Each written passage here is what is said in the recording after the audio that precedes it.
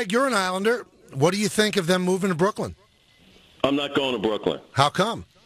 Well, because then it's too much travel to go to Brooklyn. Listen, it's easy. Although I will say it's untimely.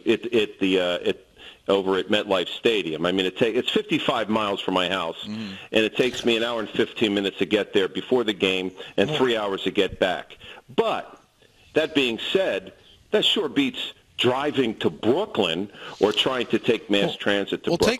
That's just me. Well, take us back, because you were a part of that transition, going from Shea Stadium to Giant Stadium. Now, there was the embarrassing part of having to play at Giant Stadium, but how was it for you as a guy who lived on Long Island, practiced on Long Island, to now all of a sudden your home games are 50 miles away in a different state? Well, it's real simple. The games where you played really didn't matter to us.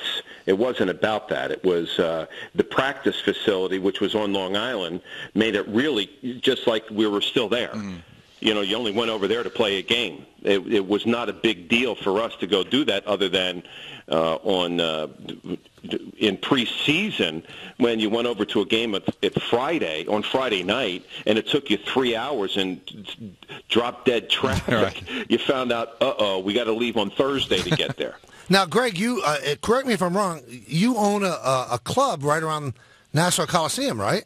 Yes, I do. So the Islanders leaving probably cost you a lot of money. I mean, how involved were you with the politicians, and how close did it come that they would stay?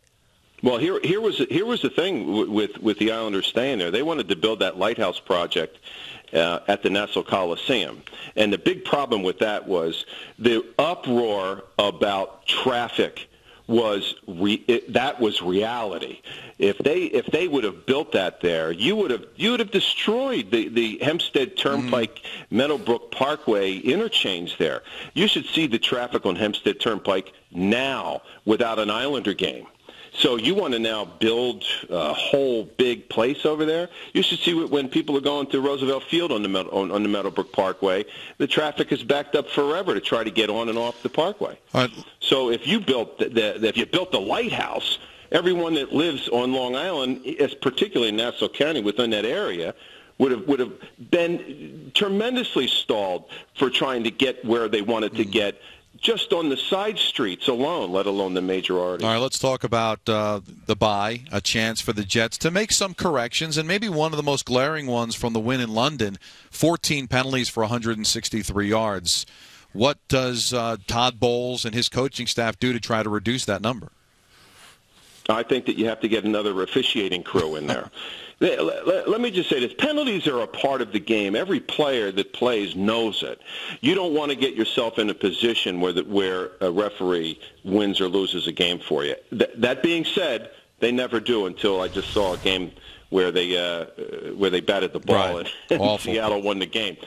No. That being said, there's not a player out there that wants to have or get in a position of a penalty being the reason you win or you lose a game. But they happen. And with the way the rules are in the NFL, particularly against defense, you're going to get penalized. It's better to hold a receiver in 10 yards to make sure he doesn't go somewhere because he had just got beat than it is to have a pass interference penalty. Pass interference penalties kill you.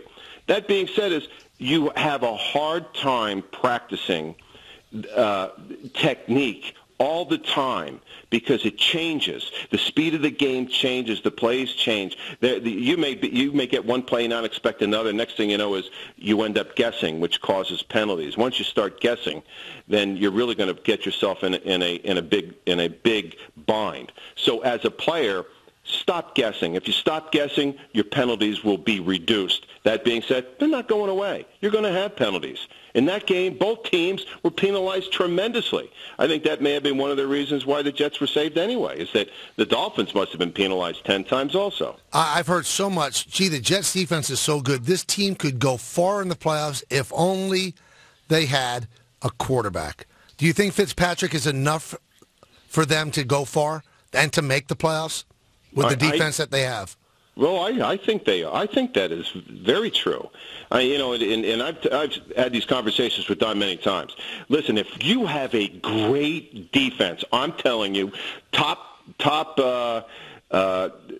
in 5 different categories, you have a chance to win a Super Bowl. I don't care what kind of offense you have, and it's been proven. Not many times, but it's been proven. You go back to the Tampa Bay team in 2001 or 2, they were top 5. You talk to the Steelers in 2007 around that area, they were top 5 in top 1 in 5 different categories. But if you don't, in today's NFL, you've got to be able to score points. And so right now, I've always said that the demarcation line is 23 points a game. If you have an offense that can score 23 points a game, and you have a defense that can limit teams to 17, 18 points, that's a good football team that you're going to have a hard time beating.